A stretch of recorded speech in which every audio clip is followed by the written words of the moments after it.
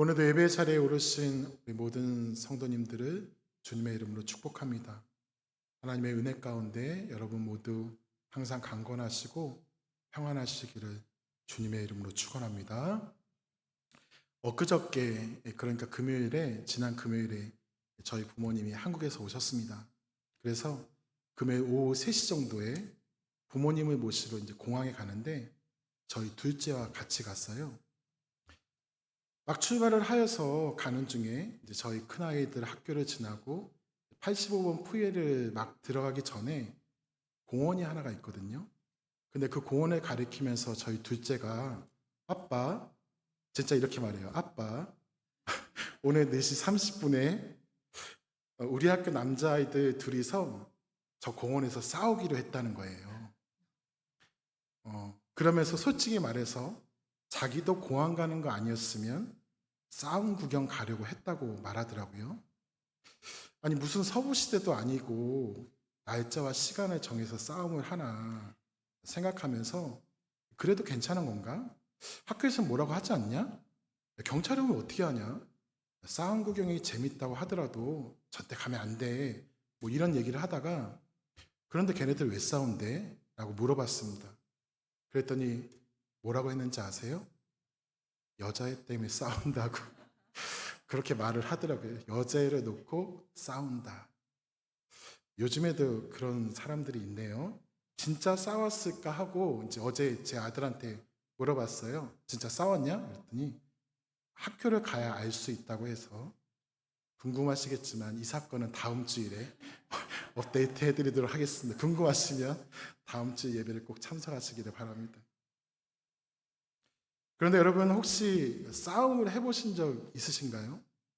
칼도 물베기인 매일 하는 부부싸움 말고 어떤 사람과 심각하게 주먹 다짐까지 갈 뻔한 말싸움이나 다툼이 있었던 기억이 있지 않으십니까? 만약 지금 누군가가 싸우자고 달려들면 어떻게 하시겠습니까? 당연하겠지만 모든 싸움에는 이유가 있습니다. 이유가 중요합니다. 이 세상에는 전쟁이 끊이지 않고 있습니다. 지금도 전쟁 중인 곳이 있고 그 전쟁으로 인해서 전 세계가 어려움을 겪고 있죠. 그런데 전쟁은 명분이 있어야 할 수 있습니다. 이유가 있어야 쳐들어갈 수가 있습니다. 그냥 때리고 패는 것은 깡패가 하는 것이고 정당한 싸움과 전쟁에는 반드시 모두가 납득할 수 있는 이유와 명분이 있어야 됩니다.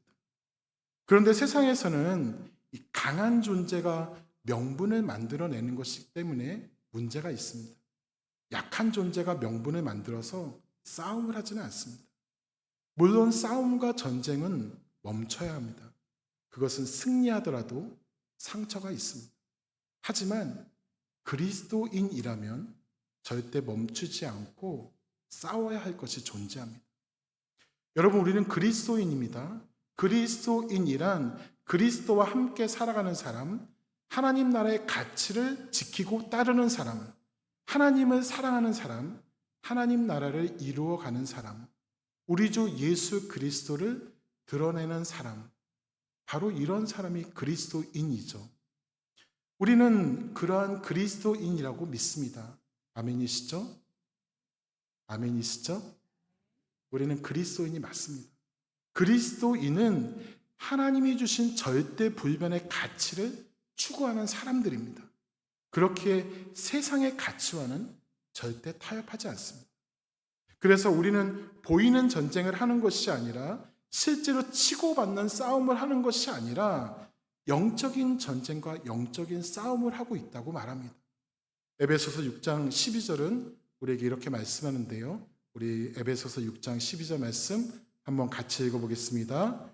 우리의 씨름은 혈과 육을 상대하는 것이 아니요 통치자들과 권세들과 이 세상의 주관자들과 하늘에 있는 악의 영들을 상대함이라.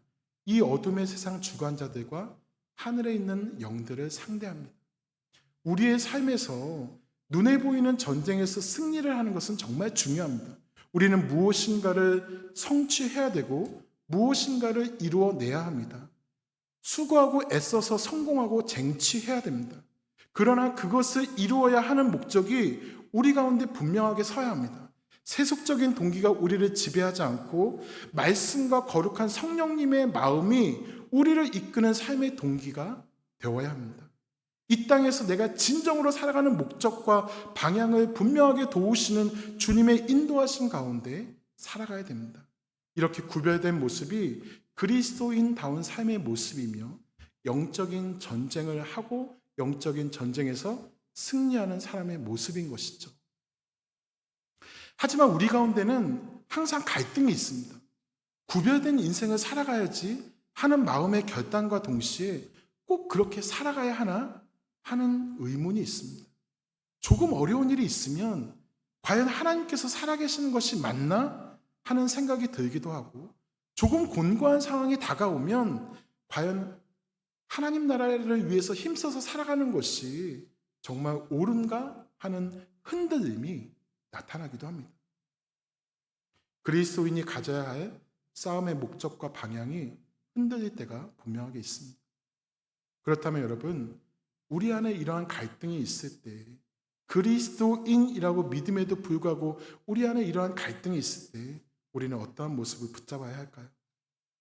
우리가 그리스도인으로 제대로 살아가며 영적인 전쟁에서 패배하지 않고 온전히 승리하기 위해서 우리 안에 회복되어야 할 것은 무엇이겠습니까? 우리는 오늘 엘리야의 모습을 보면서 믿음의 백성에게 있어야 할 삶의 방향과 태도를 한번 찾아보았으면 좋겠는데요. 다윗과 솔로몬 시대 이후에 이스라엘은 남유다와 북이스라엘로 나누어지게 됩니다. 그리고 남유다와 북이스라엘에서는 각각 왕들이 있었는데 북이스라엘의 7번째 왕은 아합이라는 사람이었습니다. 그런데 이 아합이라는 왕은 북이스라엘의 왕들 중에서 가장 악하고 정말 최악의 왕이었습니다.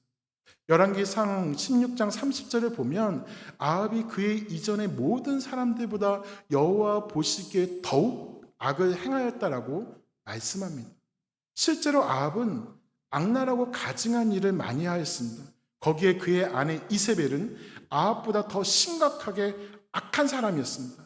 아합과 이세벨은 그들의 수도 사마리아에 하나님의 제단 대신 바알과 아사라의 신전을 세우고 모든 백성들이 다 우상을 섬기게 하였습니다. 또한 하나님의 선지자를 박해하고 거짓 선지자의 말을 좋아했습니다. 또한 자기가 갖고 싶은 것은 무자비하게 빼앗는, 특별히 나봇의 포도원을 빼앗는 사건을 통해서 그들이 얼마나 잔인하고 악한 사람인지를 볼 수가 있습니다. 그 당시 아합과 이세벨이 섬기던 이 우상인 바알과 아세라는 남신과 여신을 의미하는데요. 풍요와 다산을 상징하는 그 시대의 최고의 가치를 가지고 있었던 우상이었습니다. 이것은 이스라엘의 역사에서 바알과 아세라가 계속해서 등장하는 이유이기도 합니다. 또한 아합의 시대는 특별히 나라가 매우 부강한 시기였습니다. 자신들의 부강함이 바로 바알과 아세라 덕분이라고 생각하고 아합과 이세벨은 물론이고 온 이스라엘 백성들이 바알을 섬기는 것에 동참하였습니다.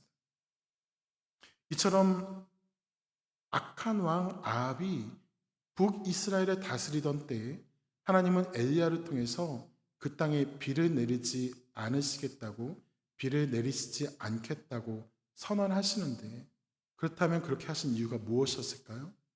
첫째로 아합의 시대에 여호와의 말씀이 점점 사라지고 있었기 때문입니다.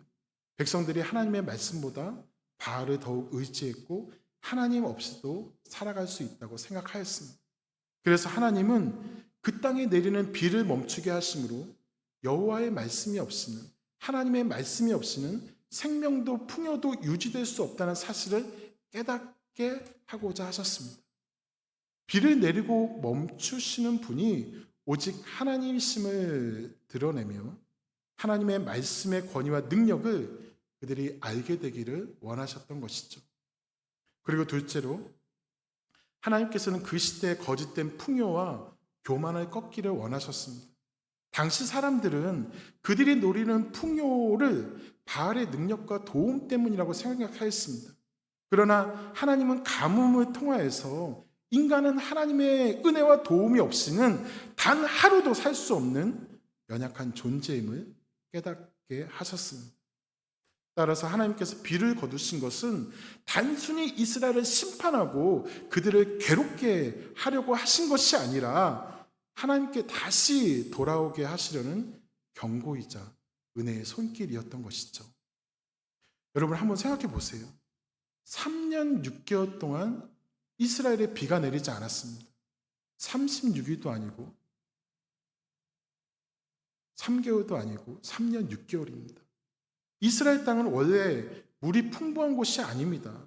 건조한 땅에 몇 달간 비가 내리지 않으면 난리가 나는데 원래 물이 많은 곳이라고 하더라도 3년 6개월 동안 비가 내리지 않으면 그 땅이 어떻게 되고 그 나라가 어떻게 되겠습니까?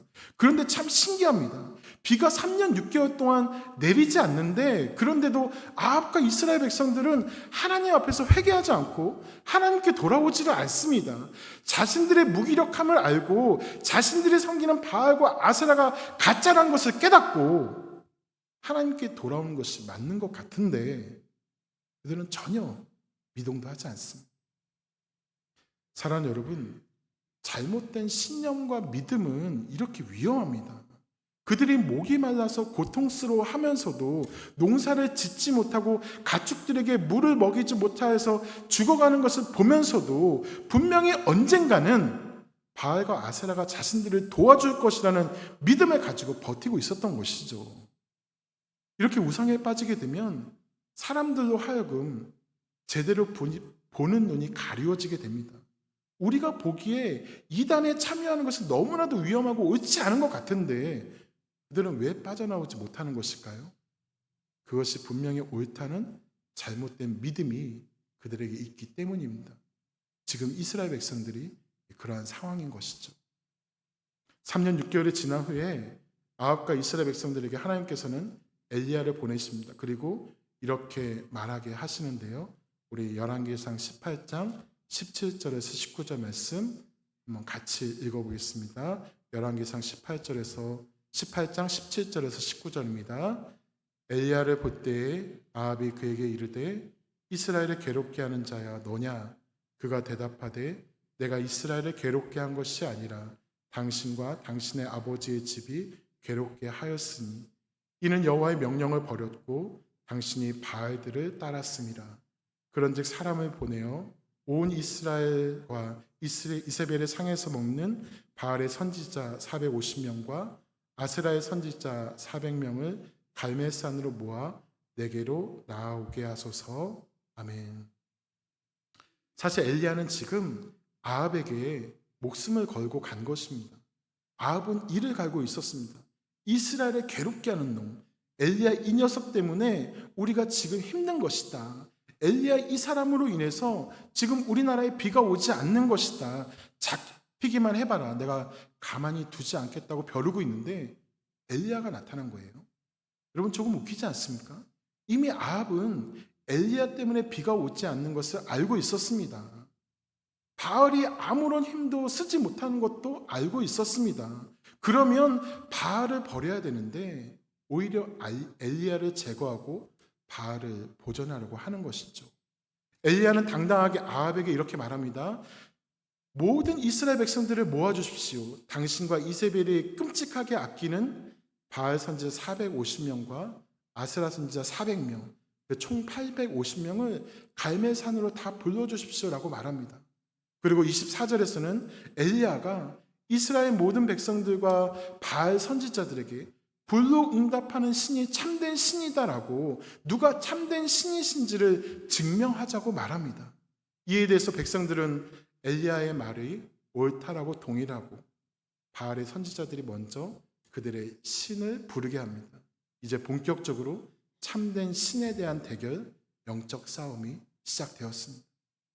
그렇다면 여러분, 엘리야가 이렇게 위험을 감수하고 아합왕에게 나아가서 당돌하게 하나님의 말씀을 전하며 그 시대의 헤게모니를 잡고 있는 아합과 이세벨을 조종하여 백성들 위에 군림하고 있었던 바알과 아세라 선지자들의 싸움을 대결을 할 수 있었던 이유는 무엇이었을까요?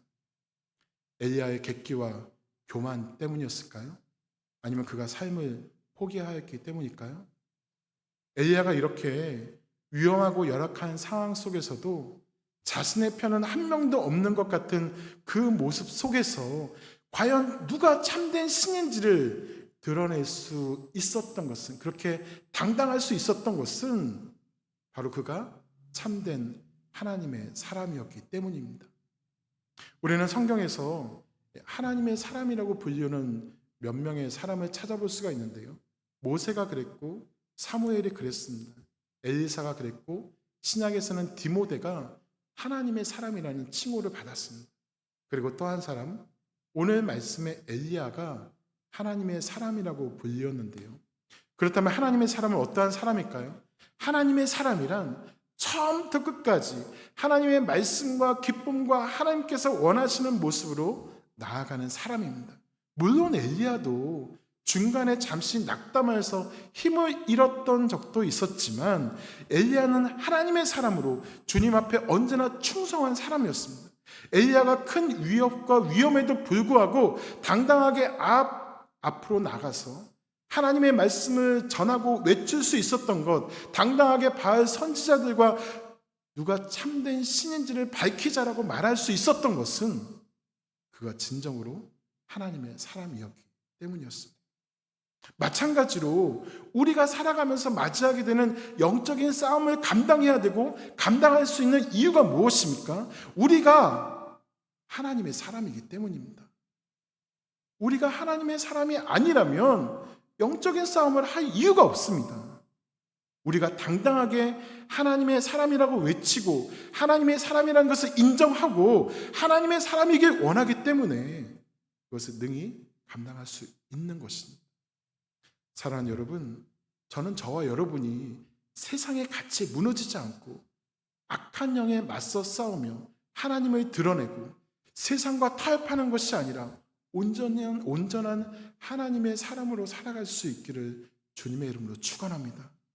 어떠한 일이 있을지라도 나는 하나님의 사람이다라는 믿음이 흔들리지 않고 오직 하나님이 참된 신이라는 것을 드러낼 수 있는 믿음의 실천이 우리 가운데 있어야 함을 믿으시기를 주님의 이름으로 축원합니다. 그래서 이제 먼저 바알의 선지자들 450명이 바알의 이름을 부릅니다. 아침부터 낮까지 바알이여 우리에게 응답하소서, 바알이여 우리에게 응답하소서라고 외칩니다. 450명은 굉장히 많은 숫자입니다. 450명의 바알 선지자들이 쩌렁쩌렁 외칩니다. 그러나 꿈쩍도 안 하고 불이 나타날 기미는 전혀 보이지도 않습니다. 그러니까 그들은 이제는 칼과 창으로 그들의 몸을 상하게 하면서 외칩니다. 하지만 여전히 응답이 없습니다. 아침부터 낮까지는 소리를 지르면서 낮부터 저녁까지는 칼과 창으로 자해를 하면서 계속 부르고 구하지만 29절을 보면 그들에게는 응답하는 자나 돌아보는 자가 아무도 없다라고 말씀합니다. 그리고 이제 엘리야가 나섭니다. 주의 백성들에게 명하여서 무너진 제단, 하나님의 제단을 수축하게 하고 이스라엘 회복에 상징하는 12개의 돌을 세우고 제단 주위에 물이 고일 수 있도록 도랑을 만들고 제단과 제물 위에 3번이나 물을 뿌리고 4통의 물을 부어서 물이 제단과 제단 주위에 가득하게 하였습니다. 그리고 나서 엘리야가 이렇게 하나님께 기도합니다. 오늘 말씀 열왕기상 18장 36절을 다시 한번 읽어보겠습니다. 열왕기상 18장 36절입니다. 저녁 소재 드릴 때에 이르러 선지자 엘리야가 나아가서 말하되 아브라함과 이삭과 이스라엘의 하나님 여호와여 주께서 이스라엘 중에서 하나님이신 것과 내가 주의 종인 것과 내가 주의 말씀대로 이 모든 일을 행하는 것을 오늘 알게 하옵소서. 아멘. 하나님의 사람이었던 엘리야가 하나님께 기도드렸던 것은 3가지였는데요. 그런데 그것은 결국 하나입니다. 엘리야는 아브라함과 이삭과 이스라엘 하나님 여호와 주께서 이스라엘 중에서 하나님이신 것을, 그리고 내가 주의 종인 것을, 또 내가 주의 말씀대로 이 모든 일을 행하는 것을, 이 3가지를 오늘 이 자리에 있는 모든 사람들이 알게 하여 주시기를, 보게 하여 주시기를 기도한 것이죠. 사랑하는 여러분, 하나님의 사람에게 필요한 간구가 바로 이 세 가지 간구입니다. 하나님께서 하나님이신 것을 나를 통해서 알게 하옵소서. 그리고 내가 주님의 종인 것을 알게 하소서. 주님의 말씀이 모두 이루어지는 것을 보게 하소서. 그리고 이것은 우리의 신앙생활에서 가장 중요하게 나타나야 할 것인데요. 간단하게 잠시 말씀드리도록 하겠습니다. 먼저 하나님의 사람은 우리 하나님께서 온 백성 중에서 하나님이신 것을 드러내는 사람들입니다. 엘리야가 하나님의 하나님 되심을 드러내었던 것과 같이 우리도 지금 우리의 하나님이 분명히 우리의 하나님 되심을, 이 세상의 하나님 되심을 드러내야 될 책임이 있다는 것입니다. 지금의 시대는 하나님이 보이지 않습니다. 하나님의 존재를 인정하지 않습니다. 진짜 하나님은 가려져 있고 사사기의 결론처럼 자기의 옳은 대로 살아가는 가짜 하나님들이 많이 있습니다. 상상하지 못할 이단들도 많이 있고 가짜 즐거움, 편리, 돈, 쾌락 등이 하나님의 자리를 대신하고 있는 모습이 우리들 주변에는 너무나도 많이 있습니다. 그렇게 하나님이 가려진 이 시대에 우리의 사명이 무엇인가? 바로 하나님의 하나님 되심을 분명하게 드러내는 것입니다. 그렇다면 하나님의 하나님 되심을 드러내는 것이 과연 무엇일까요? 어떻게 하면 우리를 통해서 하나님께서 온전히 드러나실 수 있는 것일까요? 그런데 사실 우리는 하나님의 하나님 되심을 우리의 능력으로 드러낼 수는 없습니다.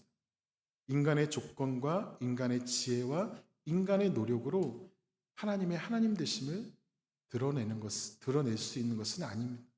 창조주이시며 전능하신 하나님을 우리의 관점에서 우리의 노력으로 드러내는 것은 가능하지 않습니다. 그럼에도 불구하고 우리가 하나님의 하나님 되심을 드러낼 수 있는 작은 모습이 무엇일까요? 그것은 바로 순종입니다. 그래서 마태복음 5장 말씀을 보면 너희의 착한 행실로 하나님의 말씀을 따르는 삶으로 하나님께 순종함으로 하늘에 계신 너희 하늘 아버지께 영광을 돌리라라고 말씀합니다. 주님의 말씀에 철저하게 순종하며 살아가는 삶이 하나님께 영광이 되며 주님을 드러내는 삶이 되는 것이죠. 엘리야는 철저하게 하나님의 말씀에 순종하였습니다. 죽음의 위협 가운데서도 그 말씀을 끝까지 지켰습니다. 당당하게 바알과 아세라 선지자 앞에 나왔습니다. 성경에서 나오는 많은 인물들 중에서 하나님의 하나님 되심을 가장 잘 드러낸 사람은 바로 하나님의 말씀에 제대로 순종하는 사람들이었습니다. 저는 우리 모두가 하나님을 잘 드러낼 수 있기를 바랍니다. 그리고 이것은 우리가 주님의 말씀 앞에서 그 말씀에 순종하는 것, 하나님의 말씀에 생명을 거는 것에서부터 나타나게 됩니다. 하나님의 말씀에 생명을 걸고 순종하는 것이 단순히 우리의 찬양의 고백으로만 끝나지 않고 우리의 삶에서 분명하게 나타나서 하나님의 하나님 되심을 분명하게 드러낼 수 있는 우리 모두가 될 수 있기를 주님의 이름으로 축원합니다. 그리고 두 번째로 하나님의 사람은 내가 하나님의 종이라는 사실을 분명하게 인식해야 됩니다. 여러분, 종이라는 것은요, 주인이 시키는 대로 그대로 하는 사람이죠. 그런데 주인은 어떠한 종을 더 좋아할까요? 시키는 대로 그냥 마지못해서 대충 일하는 종을 좋아할까요? 아니면 주인이 원하는 것에 최선을 다해서 충성하며 일하고 반드시 해내는 종을 좋아할까요? 여러분이 주인이라고 하면 어떠한 종을 더 좋아하고 더 귀하게 여기겠습니까? 당연히 주인이 주는 일을 기쁨으로 최선을 다해서 감당하는 종을 더 중용하고 좋게 여길 것입니다.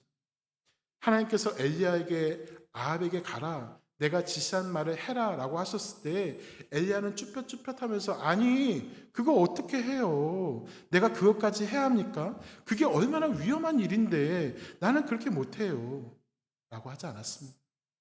당당하게 하나님께서 원하신 대로 움직였고 자신의 생명을 좌지우지할 수 있을 것 같은 아합 앞에서 전혀 주눅들지 않았습니다. 왜냐하면 엘리야는 자신이 하나님의 종이라는 사실을 분명하게 인식하였기 때문입니다. 그리고 오직 하나님의 절대 주권을 인정하고 믿었기 때문이죠. 지금은 인권이 중요하고 평등의 시기이기 때문에 종이라는 것에 대해서 부정적인 시각이 생길 수 있습니다. 왜 기분 나쁘게 나를 종이라고 해? 나는 종이 아니야 라고 하면서 거부감을 가질 수도 있습니다. 그러나 여러분, 성경은 우리에게 사람의 종이 아니라 하나님의 종이라고 말씀합니다. 천지를 창조하신 이 세상의 주인이신 하나님의 종이라는 것은 우리가 절대 잊지 않아야 할 소중한 가치이며 절대 변하지 않는 진리입니다. 그리고 목사만 하나님의 종이 아닙니다. 우리 모두가 하나님의 청지기이자 하나님의 일꾼입니다. 하나님께서 우리 가운데 원하시는 일이 있고 우리를 통해서 이루실 일을 기대하십니다. 믿음의 종으로서 언제나 주님의 일을 잘 감당하며 하나님을 영화롭게 하는 우리 모두가 되기를 주님의 이름으로 축원합니다. 마지막으로 이 모든 일이 하나님의 말씀대로 이루어지고 행하여지는 것을 보여주는 것이 바로 하나님의 사람의 모습입니다. 엘리야는 마지막 간구에서 내가 주의 말씀대로 이 모든 것을 행하여 주시기를 기도합니다. 주님의 말씀대로 이 모든 것이 이루어진다는 것은 두 가지를 의미합니다. 먼저는 내가 하는 것이 아니라 하나님이 하신다는 것입니다. 그리고 내가 영광 받는 것이 아니라 하나님께서 영광을 받으셔야 한다는 것입니다. 그런데 문제는 주님의 말씀으로 이루어진 모든 것에 대한 영광을 사람이 받는다는 것이죠. 주님의 말씀으로 주님의 권능으로 모든 것이 이루어짐을 믿고 나아가며 하나님의 영광을 가로채서 내가 영광을 받는 그런 나쁜 사람들이 되지 않기를 바랍니다. 이 시대에는 엘리야와 같은 사람을 하나님의 사람을 많이 필요로 하고 있습니다. 그렇다면 여러분은 과연 누구라고 생각하십니까? 하나님의 사람인가요? 아니면 바알의 사람인가요? 하나님의 종인가요? 아니면 침묵하고 구경했던 백성들인가요? 하나님의 영광을 드러내는 하나님의 자녀입니까? 아니면 하나님을 대적하는 아합과 이세벨입니까? 우리 모두는 진정한 하나님의 사람으로 살아가시기를 소망합니다. 우리를 통해서 주님의 말씀대로 모든 것이 이루어지는 은혜가 풍성하기를, 그래서 더욱더 아버지 하나님께 영광을 돌리는 하나님의 종이 되기를 주님의 이름으로 축복합니다. 말씀을 정리하겠습니다. 사랑하는 여러분, 오늘 말씀에 나오는 이 엘리야와 바알의 선지자에게는 결정적인 한 가지 차이가 있습니다. 그 차이가 무엇인지 아십니까? 그것은 바알의 선지자는 약속을 받지 못했고 그들의 신에게 부르짖었지만 엘리야는 이미 하나님의 약속을 받고 기도하였다는 것입니다. 엘리야야, 내가 다시 비를 내릴 것이다. 엘리야야, 내가 이스라엘 백성들 중에서 다시 나를 보여줄 것이야. 너는 반드시 승리할 것이다 라고 하나님께서 약속하셨습니다. 엘리야는 그 승리의 약속을 분명하게 믿고 나아갔던 것이죠. 저는 주일마다 우리 지강호 장로님께 야구 안부 인사를 합니다. 장로님은 서울팀이고 저는 자동차 팀인데요. 요즘은 장로님 팀이 훨씬 잘하고 있습니다. 장로님과 함께 서로의 팀에 대해서 격려하고 분석하는 잠깐의 시간이 참 재미있습니다. 제가 한국 야구에 대해서 잘 알고 있는 것은 초등학교 3학년 때 회원 가입한 그 팀에 대한 애정 때문입니다. 벌써 40년이 되어 가는데 그 팀에 대한 애증도 있지만 여전히 그 팀을 응원합니다. 그렇지만 내가 그 팀을 응원하지만 그 팀의 모든 경기를 다 보지는 않습니다. 반드시 승리한 경기만 봅니다. 패배한 경기는 절대 보지 않습니다. 결과를 확인하고 승리하였을 때만 보는데, 왜냐하면 승리한 경기를 보는 안정감과 짜릿함이 있기 때문입니다. 아무리 9대0, 10대0으로 지고 있다고 하더라도 포기하지 않습니다. 왜요?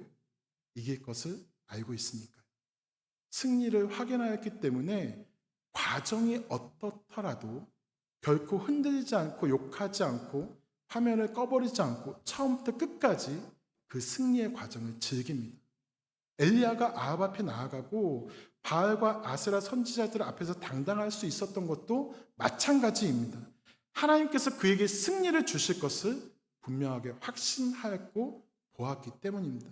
그렇기 때문에 당당하게 나아가서 하나님의 사람으로서의 모습을 보일 수가 있었던 것입니다. 그때 어떠한 결과가 나타났을까요? 우리 열왕기상 18장 37절 38절 말씀도 한번 같이 읽어보겠습니다. 열왕기상 18장 37절 38절입니다. 여호와여 내게 응답하옵소서, 내게 응답하옵소서. 이 백성에게 주 여호와는 하나님이신 것과 주는 그들의 마음을 되돌이키심을 알게 하옵소서 하며, 이에 여호와의 불이 내려서 번제물과 나무와 돌과 흙을 태우고 또 도랑의 물을 핫은지라. 아멘. 하늘에서 불이 내려와서 모든 것을 태웠습니다. 재물을 둘러싼 물은 전혀 문제가 되지 않았습니다. 그리고 41절에 보면 승리가 확정된 그 순간 3년 6개월 동안의 가뭄이 그치고 비가 내렸습니다. 이스라엘 안에 있었던 하나님의 진노가 거두어지고 그들의 모든 문제가 해결되었습니다. 여러분, 우리도 마찬가지입니다. 하나님은 저와 여러분에게 말씀하시며 약속하셨습니다. 내가 너의 인생길에서 너의 앞길을 인도하며 가장 좋은 곳, 가장 선한 곳으로 인도하겠다라고 말씀하십니다. 그런데 여러분, 저와 여러분 앞에 있는 그 앞길은 아직 완성된 길은 아닙니다. 아직도 어려움이 있을 수 있습니다. 어떠한 일이 우리에게 있을지 모릅니다. 그러나 하나님의 약속이 우리에게 있기에 우리는 반드시 승리할 것입니다. 아니, 이미 승리하였습니다.